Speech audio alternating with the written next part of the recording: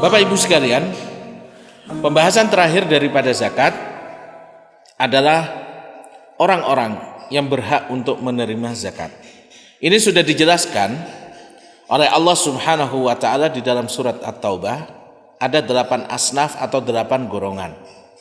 Zakat kita boleh dikasihkan kepada 8 golongan ini. Yang pertama adalah orang-orang yang fakir atau orang-orang yang tidak mampu.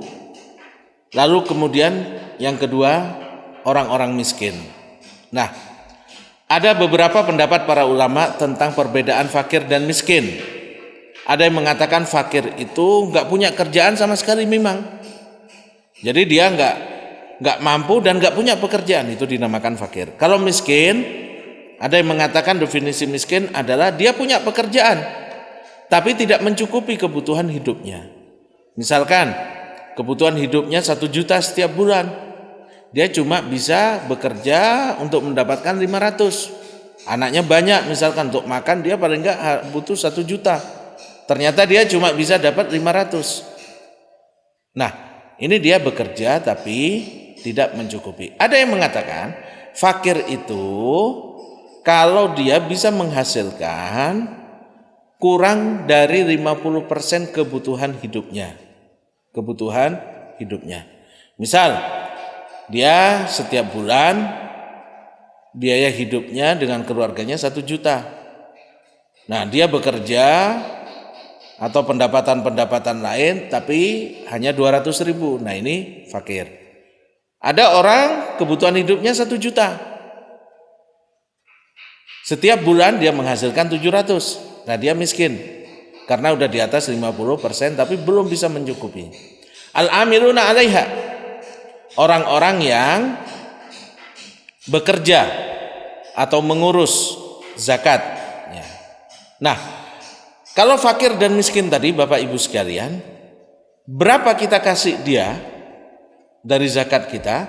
Dikasih sesuai dengan sisa kebutuhan yang dia tidak bisa tutupi. Jadi misalkan orang fakir, dia butuh 1 juta, ternyata dia cuma bisa dapat 100 per bulan misalkan, atau nggak bisa sama sekali. Ya berarti 1 juta kali 12, karena kita kan bayar setiap 1 tahun. Berarti kita kasih dia 12 juta. Kalau si miskin tadi, dari biaya hidup 1 juta, dia bisa mengumpulkan 500. Berarti kurang 500 setiap bulan. Berarti dia ada kekurangan 6 juta. Ya dikasih 6 juta. Sampai dia bisa memenuhi kebutuhan hidupnya. Al-amiluna 'alaiha, orang-orang petugas zakat yang mengumpulkan, yang membagikan, nah itu juga berhak untuk mendapatkan zakat. Berapa besarannya? Ujratul mithal, dikatakan oleh para ulama sesuai dengan gaji kalau dia kerja pada umumnya. Jadi kalau dia misalkan orang yang sekedar membagi aja, bagian distribusi ngantar, ya standar dia misalkan 1 juta, ya udah, berarti dia mendapatkan 1 juta untuk setahun 12 juta misalkan. Kalau dia sepanjang tahun kerjaannya cuma itu. Nah, lalu Bapak Ibu sekalian,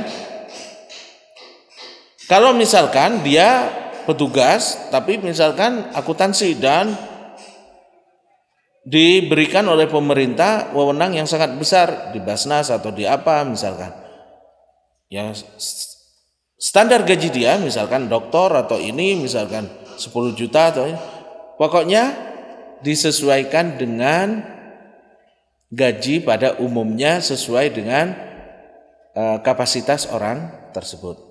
Yang keempat, wal mu'allafati qulubuhum, orang-orang yang mu'allaf. Mu'allaf itu orang non muslim masuk ke agama Islam, atau dia masih non muslim sudah punya ketertarikan, ya. Terutama kalau di negara-negara yang mayoritas non-muslim, kadang dia sudah mulai tertarik datang ke masjid, ikut kajian, atau ke maktab islami, maktab dakwah, kantor-kantor dakwah, tanya tentang Islam itu gimana. Udah ada ketertarikan. Dia belum syahadat, tapi udah ada ketertarikan. Itu bisa mendapatkan agar melembutkan hatinya, agar dia bisa masuk ke dalam agama Islam. Yang kelima, ar-riqab, budak. Ya, misalkan budak, dia ingin memerdekakan dirinya, dia harus nyicil, ya. Dia dapat.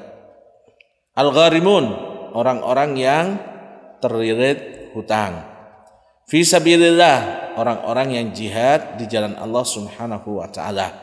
Kemudian yang kedelapan adalah ibnus sabil, orang yang dalam perjalanan lalu kehabisan bekal walaupun dia kaya raya.